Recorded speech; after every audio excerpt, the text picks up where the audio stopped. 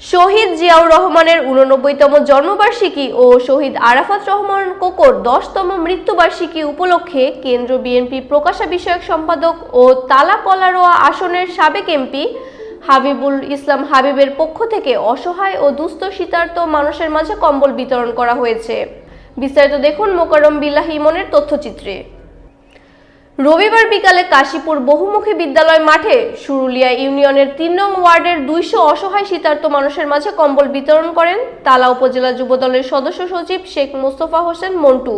শুরুলিয়া যুবদলের সাবেক সভাপতি আজিজুল ইসলামের সভাপতিত্বে এ সময় উপস্থিত ছিলেন তালা উপজেলা শ্রমিক দলের যুগ্ম আহ্বায়ক শেখ মমিনুর রহমান হানু, শুরুলিয়া ইউনিয়ন বিএনপির সাংগঠনিক সম্পাদক ইউনুস খান, পাটকেলঘাটা থানার ছাত্র দলের সদস্য সচিব আবির হোসেন, ৩ নং ওয়ার্ড বিএনপির সাধারণ সম্পাদক রবিউল ইসলাম, শুরুলিয়া ইউনিয়ন যুবদলের সাধারণ সম্পাদক মুক্তার হোসেন মুক্ত, শুরুলিয়া ইউনিয়ন স্বেচ্ছাসেবক দলের সিনিয়র যুগ্ম আহ্বায়ক মোহাম্মদ আলিম, মোহাম্মদ শাহিন, শুরুলিয়া ইউনিয়ন ছাত্র দলের সভাপতি শেখ আল আমিন হোসেন শিমুল, প্রচার সম্পাদক শেখ মাহফুজুর রহমান বাবু, ওয়ার্ড যুবদলের সভাপতি শেখ জহিরুল ইসলাম প্রমুখ।